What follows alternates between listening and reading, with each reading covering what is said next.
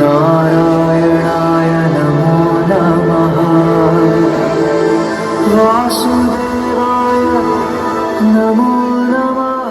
ಅರೆ ನಾರಾಯಣ ನಾರಾಯಣ ನಾರಾಯಣ. ಅರೆ ಹೇಳಿ ನೋಡೋಣ, ಜಗತ್ತಿನ ದೊಡ್ಡ ಸಂಪತ್ತು ಏನು? ಚಿನ್ನ, ಮುತ್ತುಗಳು, ರಾಜ್ಯ. ಅದು ಕಣ್ಣಿಗೆ ಕಾಣಿಸುವುದಲ್ಲ, ಅದು ಮನ ದೃಷ್ಟಿಯಿಂದ ಕಾಣುತ್ತದೆ. ಬನ್ನಿ, ನಿಮಗೆ ನಾನು ತೋರಿಸಿಕೊಡುವೆ ದ್ವಾರಕೆಯ ಕತೆ. ಎಲ್ಲಿ ಕೃಷ್ಣ ಅವರ ಸ್ನೇಹಿತ ಸುಧಾಮನಿಗೆ ತೋರಿಸಿಕೊಡುತ್ತಾರೆ ನಿಜವಾದ ದಾರಿ.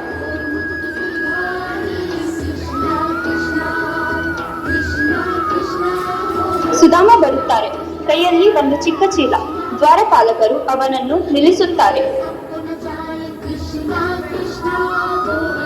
ನಿಲ್ಲು, ಯಾರು ನೀನು? ಈ ಹರಿದ ಬಟ್ಟೆಯನ್ನು ಹಾಕಿಕೊಂಡು ಬಂದಿರುವೆಯಲ್ಲ. ನಾನು ಸುಧಾಮ, ಕೃಷ್ಣನ ಬಾಲ ಸ್ನೇಹಿತ. ಅವನಿಗೆ ಒಂದು ಪುಟ್ಟ ಉಡುಗೊರೆ ತಂದಿದ್ದೇನೆ. ಉಡುಗೊರೆಯಾ? ನಿನ್ನನ್ನು ನೋಡಿದರೆ ಭಿಕ್ಷುಕನು ಕೂಡ ನಿನ್ನಕ್ಕಿಂತ ಶ್ರೀಮಂತನಿಸುತ್ತಾನೆ. ಹೋಗಪ್ಪ ಹೋಗು, ದ್ವಾರಕಾಧೀಶ ನಿಮಗೆ ಸಮಯ ಕೊಡುತ್ತಾರೆ ಎಂದು ತಿಳಿದಿದ್ದೀರಾ?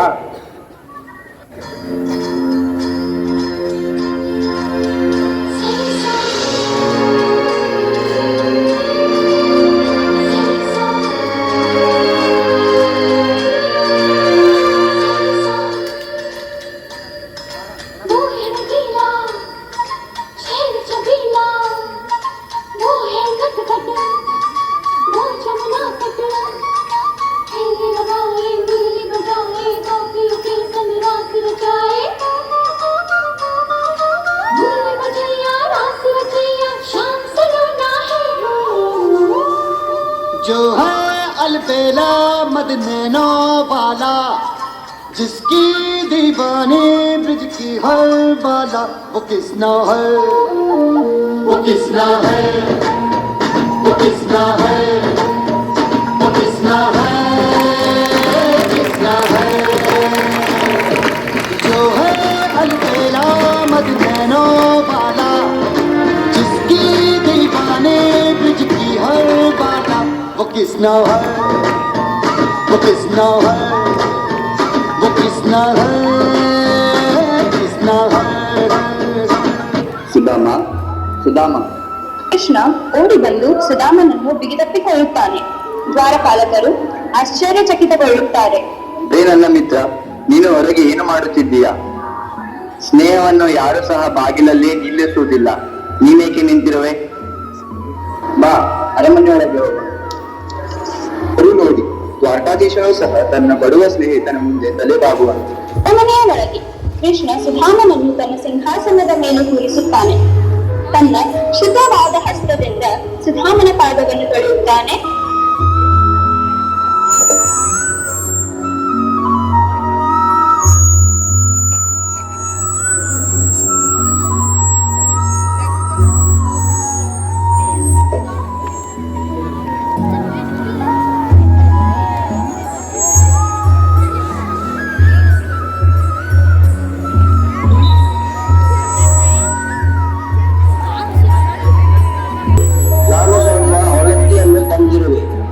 ನಮ್ಮ ಮನೆಯಲ್ಲಿ ಇದನ್ನು ಬಿಟ್ಟು ಬೇರೆ ಏನು ಇರಲಿಲ್ಲ. ಸುಧಾಮನು ತನ್ನ ಚೀಲದಿಂದ ಅವಲಕ್ಕಿಯನ್ನು ಹೊರತೆಗೆದು ಕೃಷ್ಣನ ಕೈಯಲ್ಲಿ ಇಡುವನು. ಕೃಷ್ಣ ಅದನ್ನು ತಿನ್ನುತ್ತ,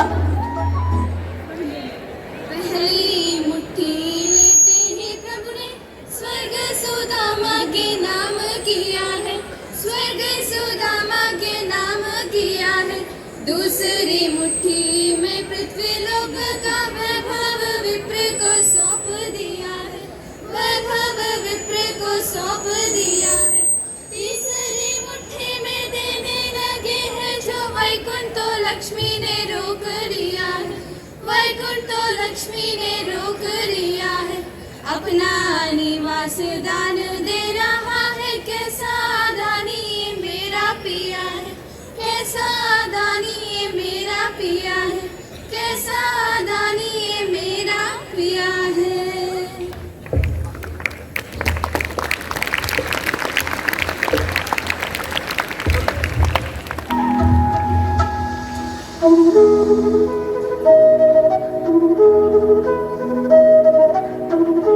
ನಿಮಗಿದು ಸ್ವಲ್ಪ ಅವಲಕ್ಕಿ ಎನಿಸಬಹುದು, ಆದರೆ ನನಗಿದು ನನ್ನ ಸ್ನೇಹಿತನ ಪ್ರೇಮ ಮತ್ತು ತ್ಯಾಗ ಎನಿಸುತ್ತದೆ. ಇದೆಲ್ಲ ವಜ್ರ ವೈಡೂರ್ಯಕ್ಕಿಂತ ದೊಡ್ಡ ಸಂಪತ್ತು. ಸುಧಾಮನಿಗೆ ಏನೂ ತಿಳಿಯಲಿಲ್ಲ. ಆದರೆ ಅವನು ಮನೆಗೆ ಹಿಂತಿರುಗಿ ಹೋದಾಗ ಸುಧಾಮ ತನ್ನ ಗುಡಿಸಲು ಹತ್ತಿರ ಬರುತ್ತಾನೆ. ಆದರೆ ಗುಡಿಸಲು ಈಗ ಅರಮನೆ ಆಗಿತ್ತು. ಕುಟುಂಬ ಸಂತೋಷವಾಗಿರುವುದನ್ನು ಕಾಣುತ್ತಾನೆ. ಏನಾಗಿದೆ ಇಲ್ಲಿ?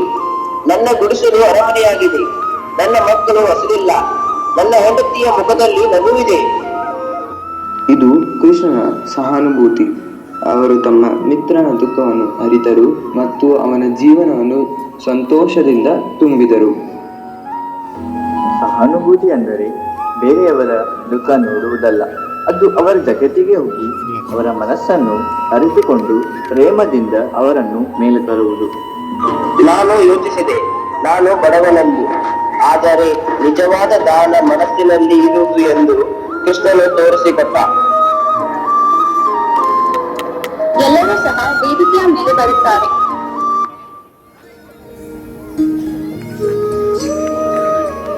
E for engage, M for mindfulness, P for patience, A for acceptance, T for trust, H for helpfulness, Y for yielding, being humble and open. Namaste. Namaskar. Namaskara. Namaskaram. Vanakkam. Pranam. A very cheerful morning to all the dignitaries and my lovely students present over here. I am Samar. And I am Divya. Today we are gathered here to celebrate a beautiful quality of human life, empathy. Empathy is not just about understanding someone's words, it's about feeling their heart. Yeah, exactly, Samar. It is that magic which connects us as humans. Without empathy, our world would be filled with noise but no music.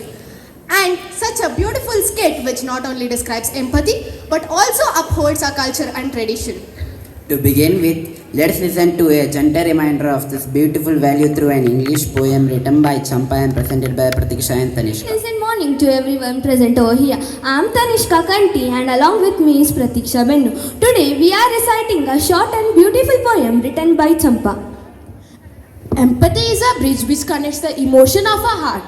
It's a mirror which reflects not the faces but the feelings untold. It's a ray which can soften the hardest soil. It's a key that opens the door to life new aspects. It's a winter first sunrise which gives us hope to follow our heart. A person in a trouble doesn't need a sympathy but a soul to listen his sorrow. The one who can understand him better than a word, and that's empathy. Empathy is the sky which listens the cries of the earth. It's about the person who is always ready to help out others. It's the lotus which can grow in water no matter how impurity. It's the wind that carries all our problem with it. It's the belief that our presence still matter, and that's empathy. Thank you. Empathy is like sunlight, it makes others bloom. And when we give kindness, it always finds way back to us. Now my friends are coming to give a thought on empathy. Morning everybody, I am Rajat Kulkarni from 10th D. Today I am telling a thought on empathy. Empathy is the medicine that words needs. Empathy is the respectful understanding of what others are experiencing. Thank you. Thought, Rajat.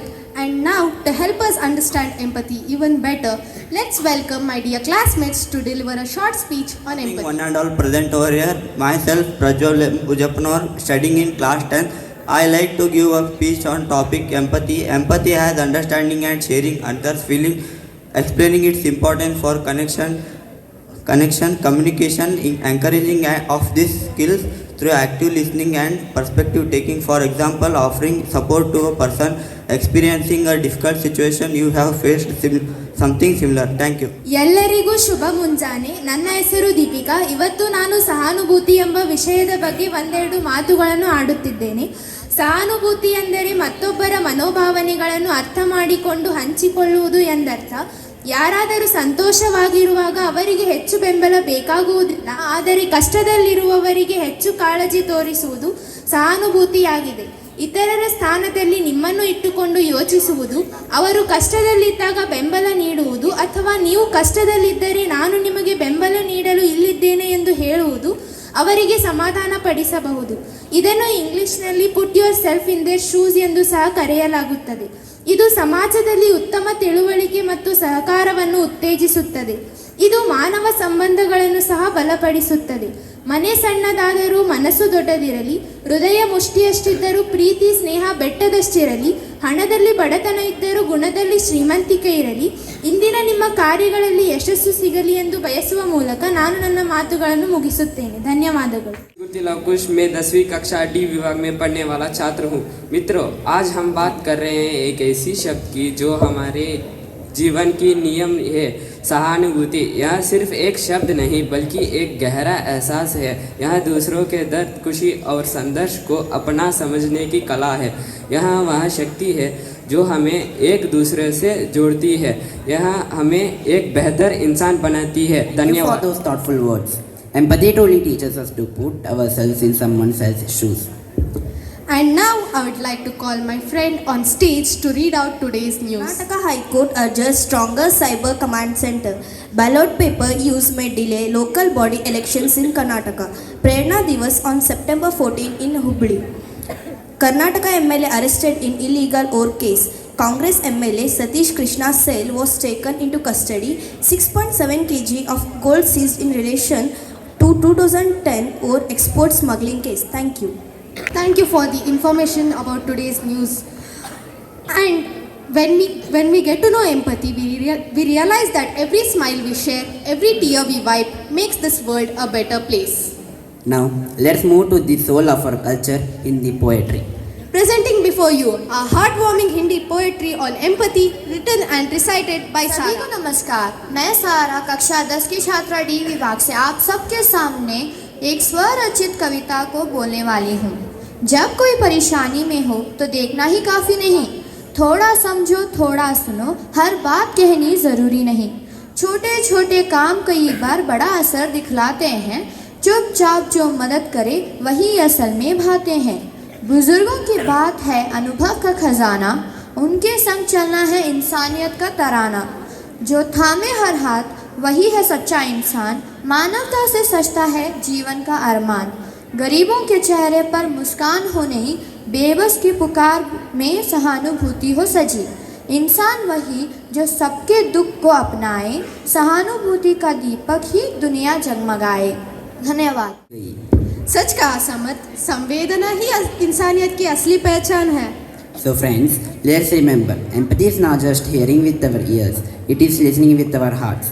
And as we step out today, let us promise to be more kind, more compassionate and more empathetic. Thank you and have a wonderful day ahead.